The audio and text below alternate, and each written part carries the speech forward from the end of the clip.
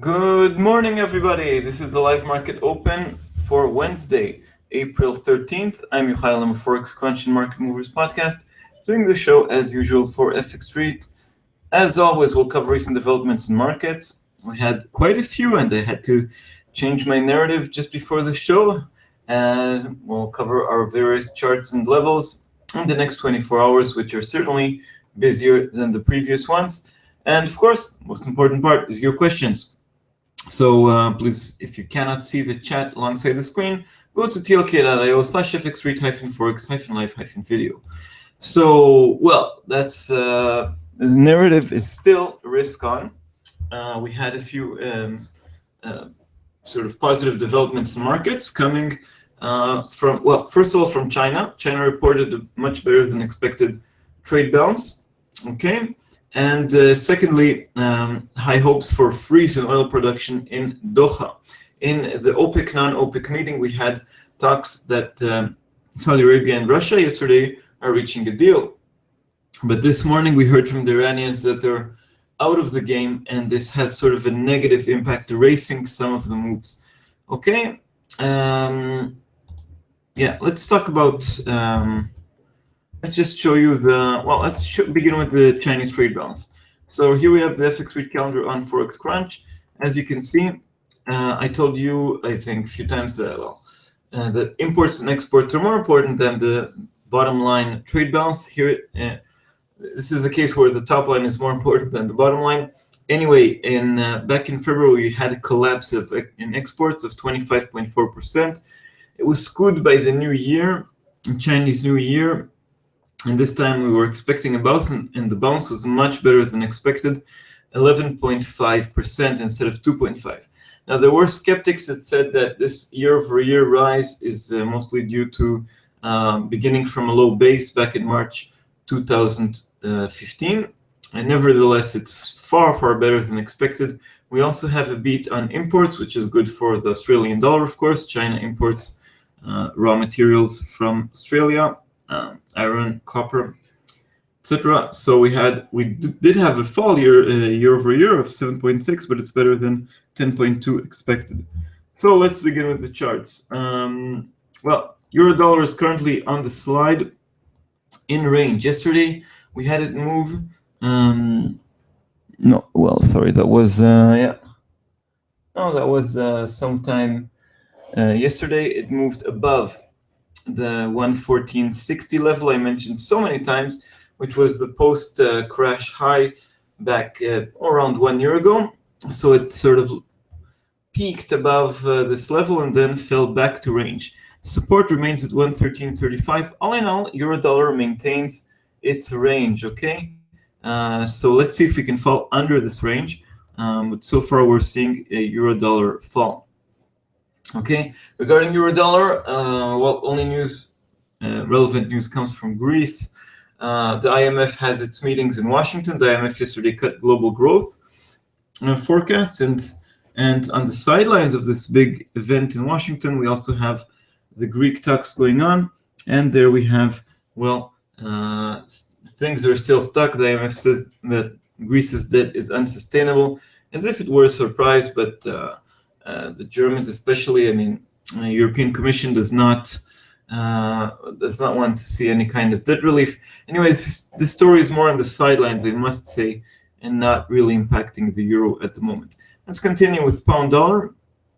So pound dollar 142.30 is the level that greets us at the moment. We had a move to the upside yesterday when the dollar was on the back foot. We had better than expected inflation figures in the UK, better on core, especially 1.5 instead of 1.3 expected, and also on the other ones, on the, well, headline inflation came out at 0.5 instead of 0.4.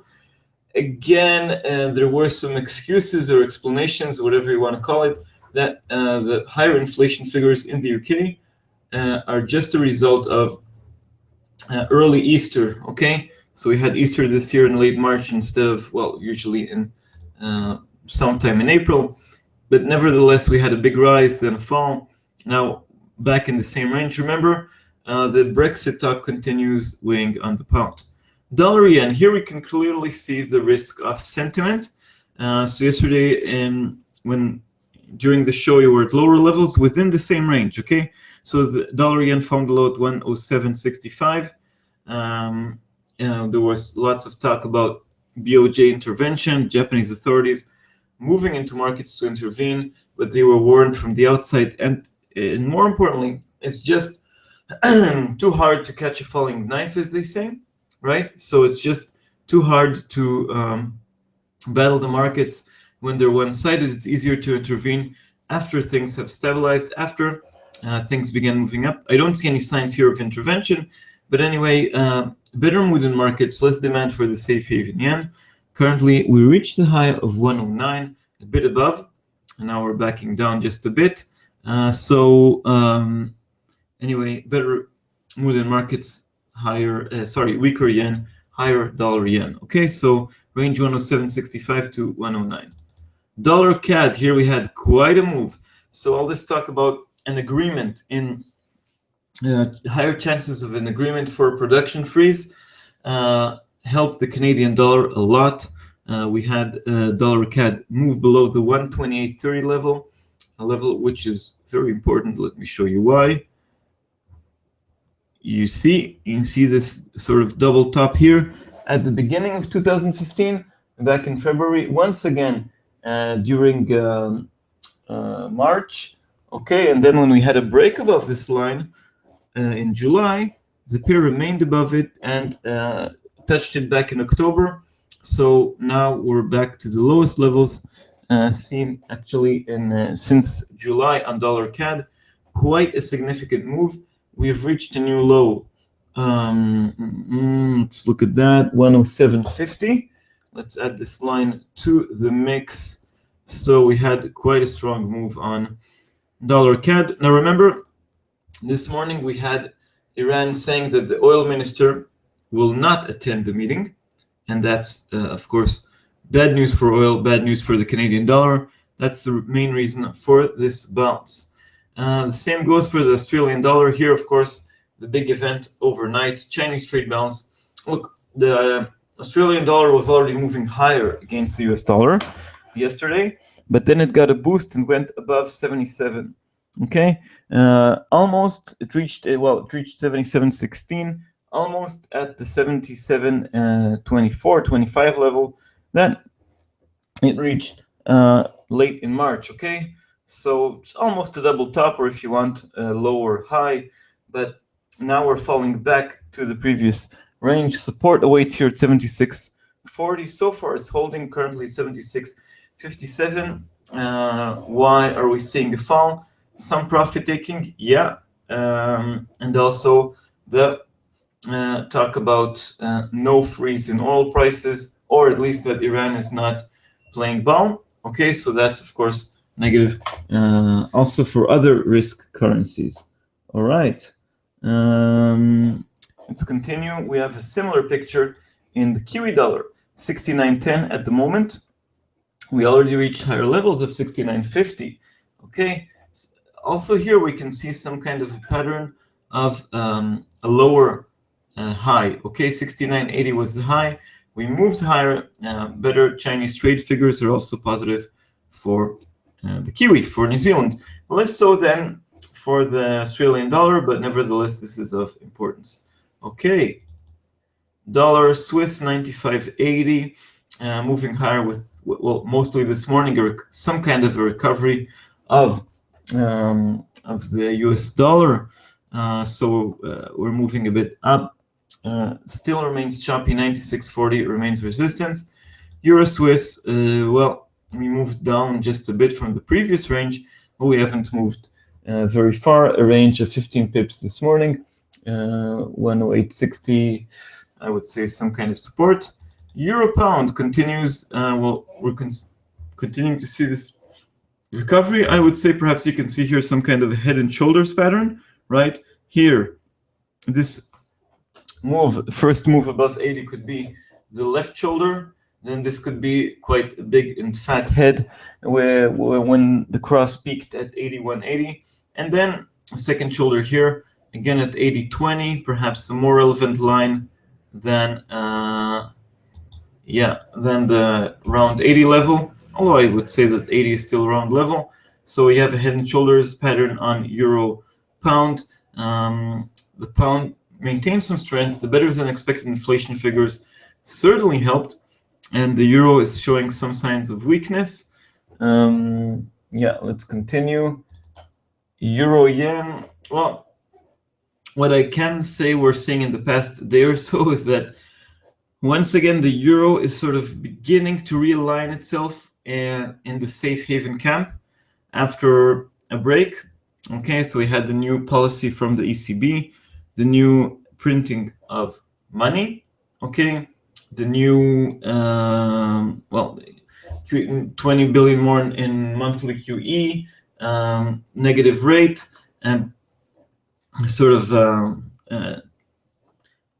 made some waves in the euro, and it was sort of no longer in the safe haven camp. What we're seeing, I would say, in the last day is some kind of weakness in the euro, trading more in tandem with the Japanese yen. So we're seeing this cross very stable after a big move.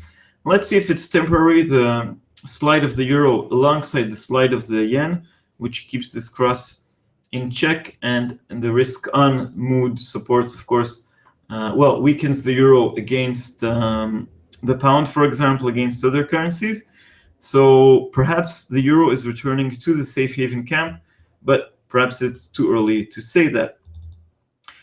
Pound yen remains it's not a pair of safe currencies and not risk. It's the risk pound against the safe yen, and we're seeing it move to the upside, of course. Better than expected the inflation figures in the UK and the weakness of the yen. 154.60 remains some kind of support now after the move higher. Let's see if it holds. It was support also here back in early April, that one just a week ago, and support also beforehand. 156.60 is the next line of resistance. 151.80 is support. Okay, and of course I talked a lot about oil. That's because yesterday we had the talk about oil, about Saudi Arabia and Russia reaching a deal. It was reported first on Interfax, the Russian news agency. So we had oil prices, WTI crude oil, move above 42 levels, move above the levels seen in late March. Okay, in mid-March, late March. Now we're seeing a slide. Now with the report that Iran is out of the game, we're seeing a slide. Let me share again my opinion. I am very skeptical that a deal can be reached, a meaningful deal can be reached. I am also skeptical that the different participants of this meeting will respect the deal. Of course, everybody wants someone else to cut and doesn't want to cut on its own. Iran says it out loud. Libya says it out loud. But of course, Russia and Saudi Arabia, the biggest players, they have to reach an agreement. They're on opposite sides in the Syrian conflict. It's not that easy. The meeting is held in Doha in April. Of course, the deliberations, the negotiations are going on all the time in the background. You don't need the big officials to actually meet, but that's where the announcement will be made, and the markets will test how strong this announcement is, how meaningful, and how they believe it can be implemented. Okay, we have here a question here on Euro CAD. Euro CAD, with the euro realigning itself in the safe haven camp, the exclusive camp, I would say, with the yen, and CAD is in a different place. CAD is a risk currency. So here we're seeing stronger oil prices and support the Canadian dollar, which made a big breakout also against the US dollar. So we're seeing more or less the same here. Euro dollar is much more stable. But this morning, we're seeing a bounce from the lows thanks to these reports about the Iranian oil minister not attending the Doha meeting. I think they will send some kind of representative there, and negotiations are going all the time. So as the tension continues, as we're 4 days away from this summit, I believe we'll have more and more reports, information, misinformation, leaks, rumors, you name it. Okay, so looking at the chart, we have here, well, 145. Yeah, more or less 145.40 is support for the pair. Resistance remains at 146, not only a round number, but also provided support right here.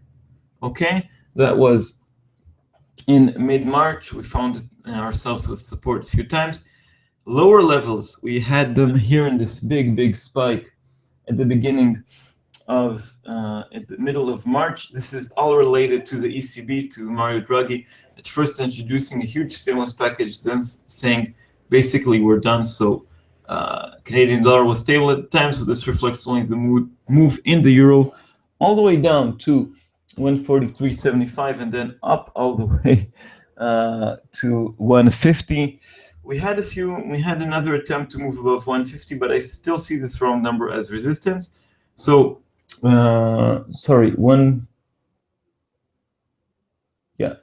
let's say, no, be more correct, 145, the round number, is some kind of support. 146 again is resistance, but perhaps even closer resistance would be bang in the middle, 145.50. And these are the levels I'm watching on Euro CAD. Further on the way up, we have resistance at 147.60, which was here, support here, once again here, and resistance right here. Okay, I hope this answers the question. Let's continue now with other events that we had yesterday and a few events for today. Yesterday, I think it was a bit of a joke, but, well, he didn't think it was a joke, but the Fed's Jeffrey Lacker was speaking. He talked that the path of rate hikes introduced back in December is still relevant, still in place. I think this isn't serious at all. We already had the dot plot lowered from 4 to 2, slashed, cut in half, you name it. No chance of a rate hike, no chance of 4 rate hikes, especially on an election year in the United States. In April, nobody expects a hike.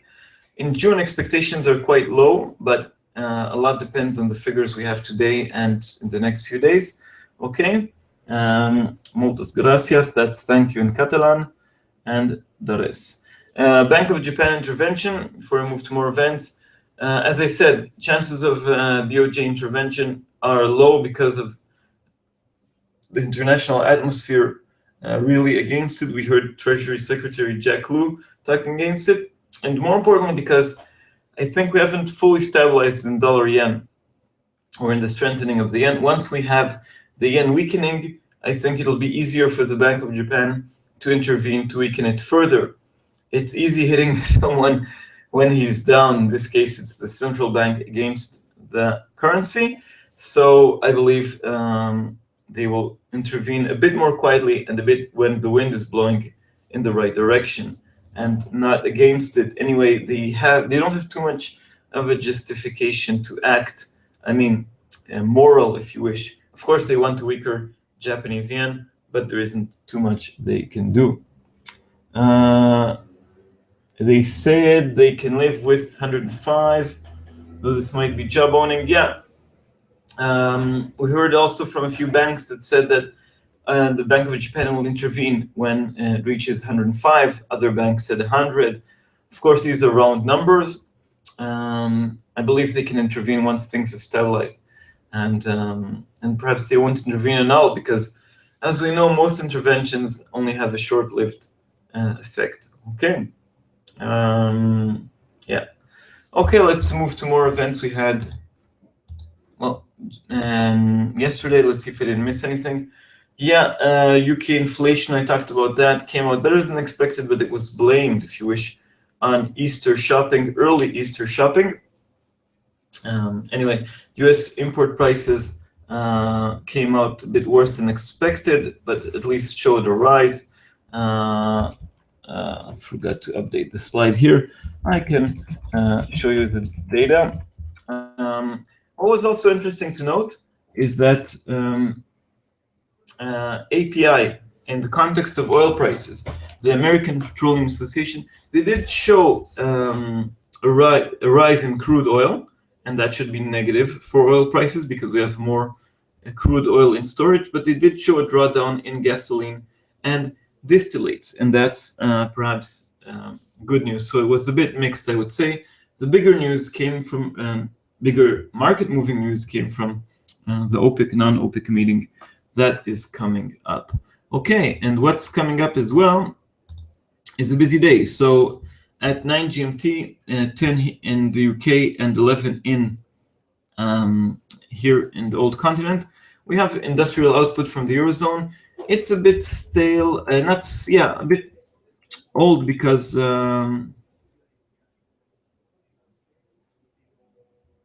first let's look at events before that, just to mention that I think it's market moving. Final inflation figures from Spain, no surprises, everything confirmed as reported. Anyway, industrial output is expected to be year over year to be lower than before. This is, of course, it's a bit old because it's for February, we're already in April, and because German and French figures are already out anyway. 1.2 year over year and a drop of 0.7 month over month. The big event for today comes from the United States of America, and that's retail sales. Retail sales, why is it so important? In general, the US economy is based a lot on consumption. So, okay, that makes it important enough. But more importantly, in this specific release is that recent US figures have been mediocre, especially those that count into GDP. Things like wholesale inventories, okay? Not the most important figure, but it came out worse than expected and shows a weak GDP growth figure for Q1. Okay, so in the final figures for Q4, we had GDP growth was slightly better than expected, 1.4, but Q1 doesn't look good. It looks like the US economy is losing momentum, and there is talk in the markets about a growing chance, still low, but a growing chance of a US recession in 2016. If we have today a terrible retail sales report from the US, watch out for those recession headlines. That means no chance of rate hike anytime soon, and also perhaps beginning of some talk in markets about the Fed reversing the first rate hike, about more QE, about negative rates. I mean, things can, of course, go mad. Okay, again, this is an extreme scenario, but watch out for those headlines. And sometimes these things also can be a self-fulfilling prophecy. Anyway, currently there are various estimates. There's the Atlanta GDP now, and there's a new report by the Fed from the New York Fed that is going to be published for the first time this Friday. It's called the New York Fed Nowcast for GDP. And of course, various commercial banks have their own GDP forecast. The talk now is about something like 0.4, 0.6 annualized, which is very, very poor. If we have a terrible retail sales report, remember it's for the month of March, then expect flashing red headlines and the fall of the US dollar. Perhaps flows into the Japanese yen more than any other currency as a safe haven. Okay, now we began with the negative scenario, but let's look at expectations, which aren't that bad. And of course, we might have a surprise to the upside. I have no opinion on where we can expect this surprise or no surprise. Maybe things will come out exactly as expected, but watch out for these three figures. First of all, the month-over-month figures here are more important than year-over-year, and revisions are also important. Why are they important, especially in this context? That's because in February, we had an excellent retail sales report. It changed the market mood, but then a month later on, these figures were revised to the downside, and that dampened the mood. Anyway, for today, figures for March, we're expecting headline retail sales, which is this one, to rise 0.1 after a drop of 0.1. The control group to rise 0.3 after no change last month, and the core figure retail sales excluding autos, excluding cars, to rise 0.4. So expectations are not in the ground. They're not also sky high. These aren't very strong numbers, but expectations are for some kind of growth in sales. Remember, not only the revisions are important, but the actual figures, they need to go in the same direction. If they all, and it happens quite a few times, of course, these are related figures. If we have all the numbers going in the same direction, it's good news for markets, good news for the US dollar, good news for the Fed that the economy isn't in recession danger. They will not be blamed for raising rates too early. If we have a poor figures across the board, remember those flashing red headlines about recession. So this is a very important release. The retail sales figure will overshadow, as usual, the PPI releases. The PPI, the producer price index, is still important, but we'll need very, as expected, retail sales figure for the markets to focus on PPI. So the producer price index expected to rise 0.2 in the headline. Here, the year-over-year is of importance. We did have an improvement. Well, we're expecting now a rise from flat to 0.3 year-over-year, thanks to the reducing the minimal effects of falling oil prices, the diminishing effect, sorry. And corn PPI is expected to rise from a level of 1.2 to 1.3. If, again, also the PPI figures join the retail sales and go in the same direction, it will make the effect stronger. All right. So this is by far the biggest event of the day. Before I move to other events, I have here a comment by Sinatra saying, bearish divergence on the daily chart for silver. That's a precious metal. So here's the chart courtesy of Sinatra. Thank you very much for sharing. Clouds here on the silver prices, right? Wait, and we're not seeing the RSI. Here we are. Okay, so yeah, so we reached the peak there in the RSI. Very interesting chart. Thanks for sharing. In general, I encourage you to share charts with one another, and also here with me in the chat. Yeah, silver price is sort of always overshadowed by gold, but for technical traders, of course, there's always there are always interesting things to look out for. All right. Yeah, possible bearish cipher. Yeah. Okay. So thanks for that. Sinatra. Let's continue with other events for today. Yeah.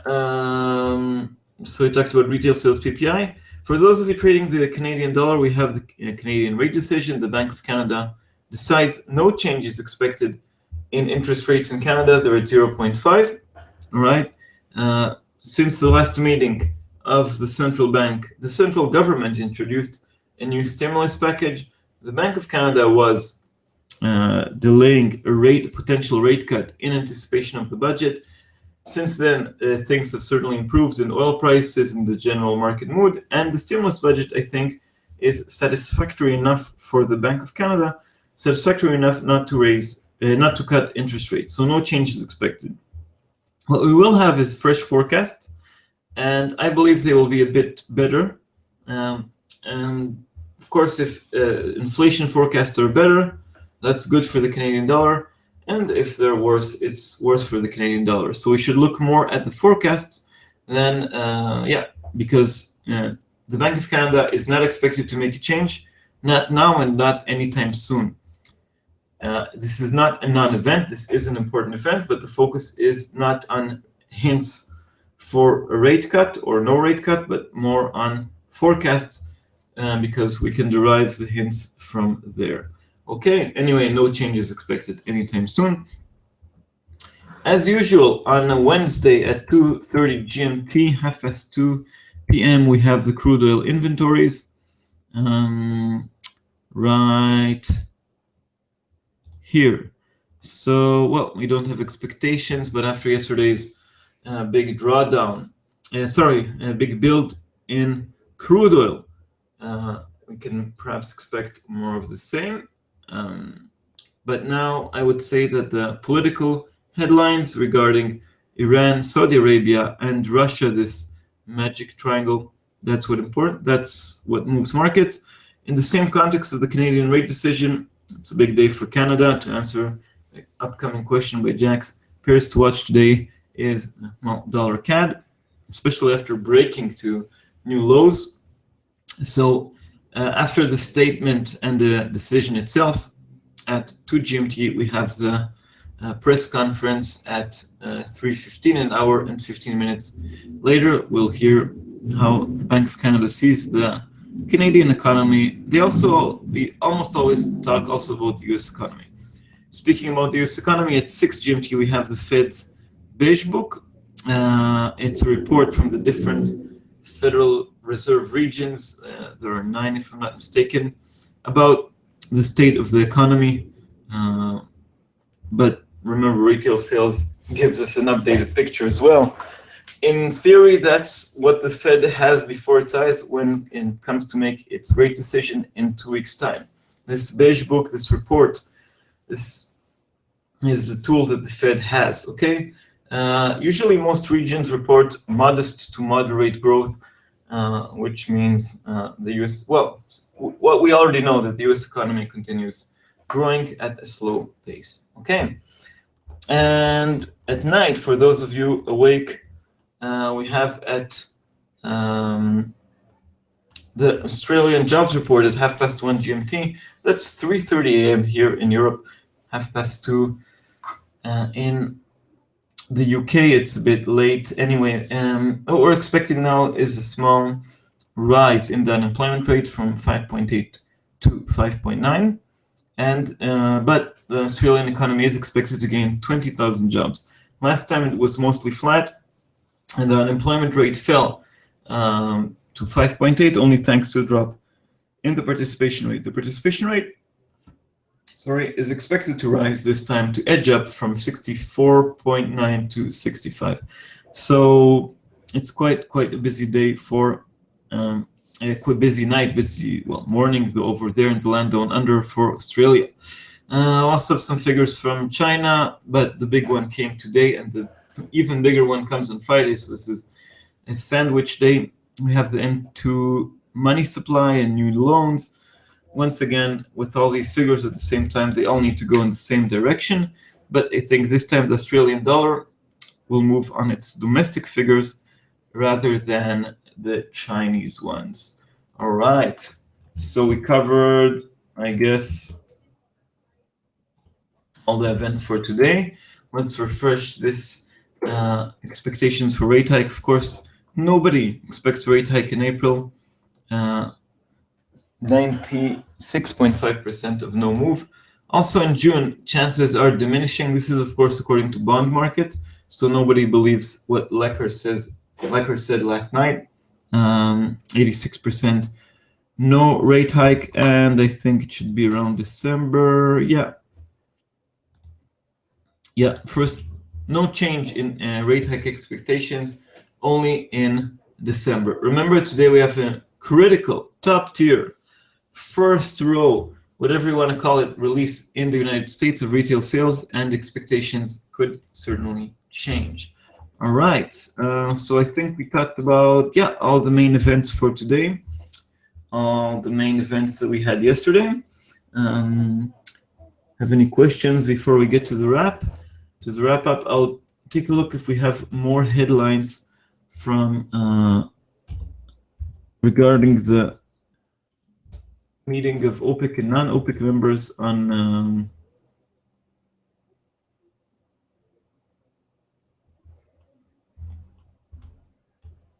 no, I cannot see. Remember, Iran said it's not sending its oil minister, and that caused a spike to the upside.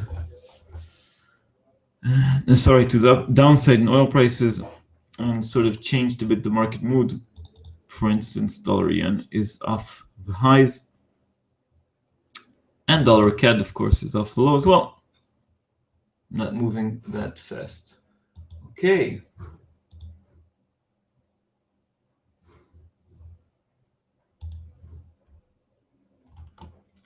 Any more questions? Question by Jax: is oil going to be the force of the market this week? Yes.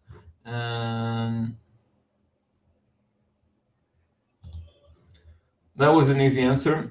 A bit more details, I guess, went here. Why is that? Glad you asked. That's because of this OPEC, non-OPEC meeting.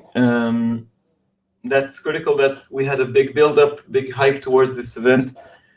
Again, chances for a freeze that will also be implemented is quite low. One of the reasons for this, for my low expectations, is that the current price of oil is just not low enough. It doesn't cause enough panic.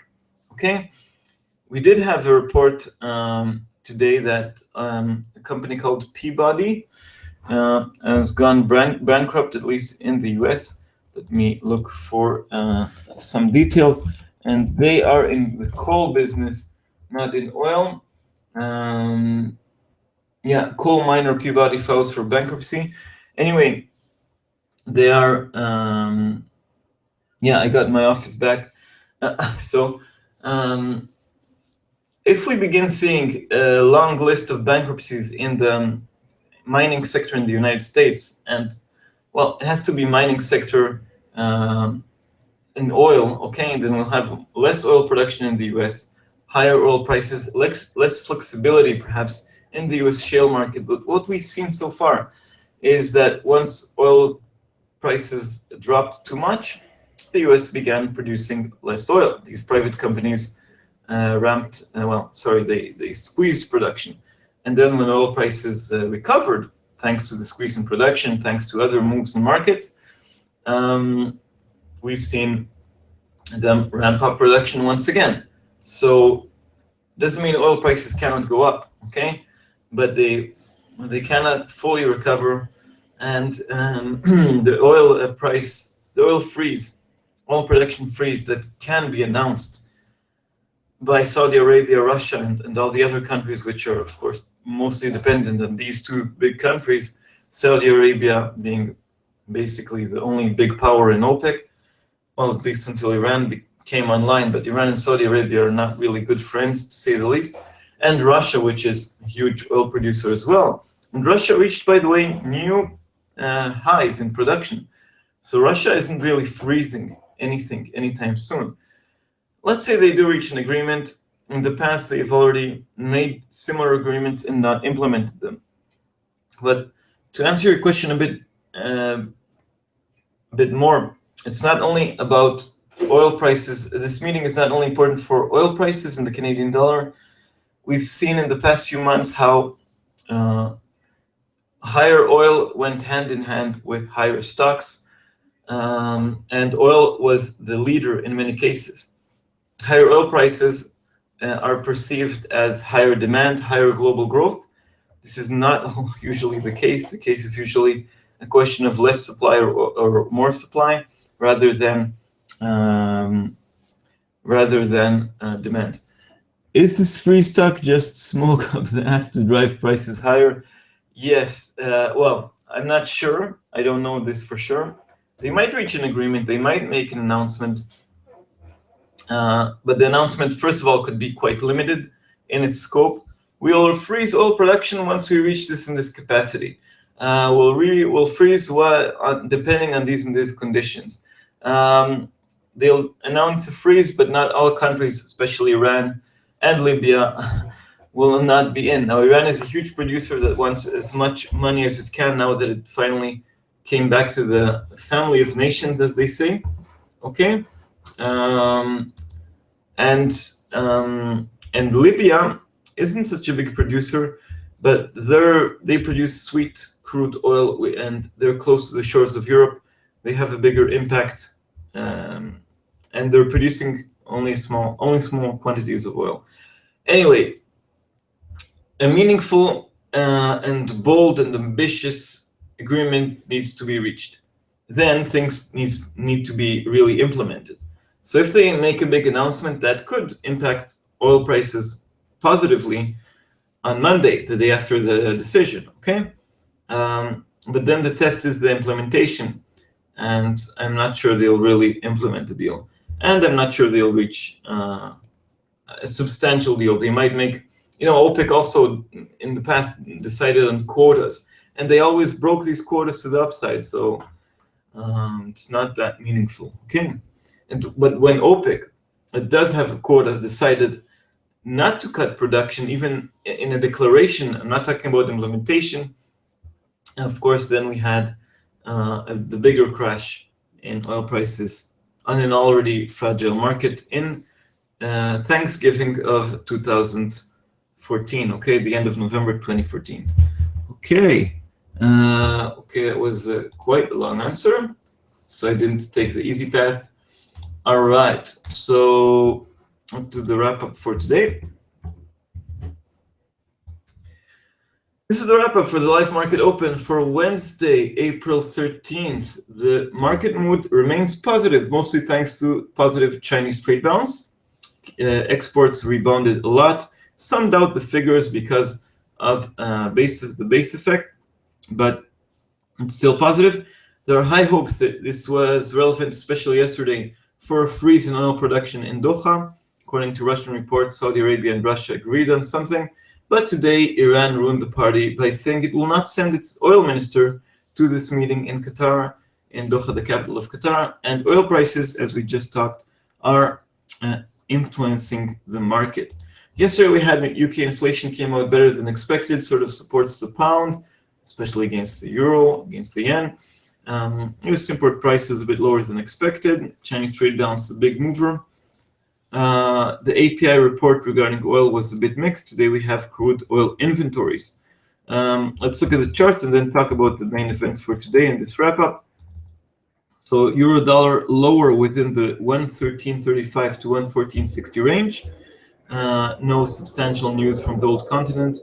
The range is a bit frustrating. It's going on for nearly 2 weeks. Pound dollar, much more excitement over here. A bit of a roller coaster. Yesterday we had better than expected figures. Today nothing of high importance. Anyway, 141.75 remains support, 140.50 critical support, and 143.65 resistance. Dollar yen found some kind of a bottom at the higher end of the 107.65 to 109 range. Okay. The risk-on sentiment means less demand for the safe haven yen. Dollar CAD made a big breakout yesterday under the 128.30 level, which was a double top and then worked as a bottom, a clear separator of ranges. We've reached a new low around 127.50, and this report about Iran ruining the party is a bit damaging to the Canadian dollar and oil prices, of course. The Aussie dollar was already on the move yesterday and extended its gains, almost reaching the peak seen last time of 77.24. The high was 77.16, but now it's correcting to the downside. Found support so far at 76.40. So that's the range, 76.40 to 77.25. And the Kiwi dollar remains on high ground. Also, New Zealand enjoys stronger Chinese economy. 69.80 is resistance, 68.80 is support. Things are a bit more choppy over there. Okay, and the big event for today at 2:30, US retail sales, because the US economy is all about consumption, and more specifically, that if we have a terrible report, and we did have terrible reports in 2015, and also I think last time it was mediocre or a bit worse, then we'll have lots of talk about a recession and outright recession in the US. Remember, expectations are for better figures, and we could indeed have better figures of small rises in the control group, the core retail sales, and the headline ones. Watch out also for revisions. This is a very important event. overshadowing a bit the producer price index, which has been improving in recent months. We're expecting another improvement over there. For those trading the Canadian dollar, watch out for headlines for the OPEC non-OPEC meeting on Sunday in 4 days' time on April 17th. But also we have the Canadian rate decision. Sorry. And there we're expecting new forecasts. Let's see if these forecasts are more optimistic given the improvement in the economy and the oil prices, or not so much. No rate cut is expected, not now and not in the near future. Crude oil inventories also have their weekly impact, a bit overshadowed this week by the meeting, OPEC, non-OPEC meeting. And for those of you trading the Australian dollar, and awake at night, we have the Australian jobs report. A gain of 20,000 jobs is expected. So for the Aussie, the focus shifts from China now to Australia, but don't worry, it'll return to China on Friday with the GDP report. Okay, so that was a busy show, a busy wrap-up. Markets are becoming more busy, lots of noise. Some is real, some isn't, like in the charts. Anyway, thank you very much, everybody, for coming, for sharing the charts, for coming to the show as usual. Feedback is always welcome. Wish everybody a safe and successful day in markets, and see you tomorrow. So thank you and bye-bye.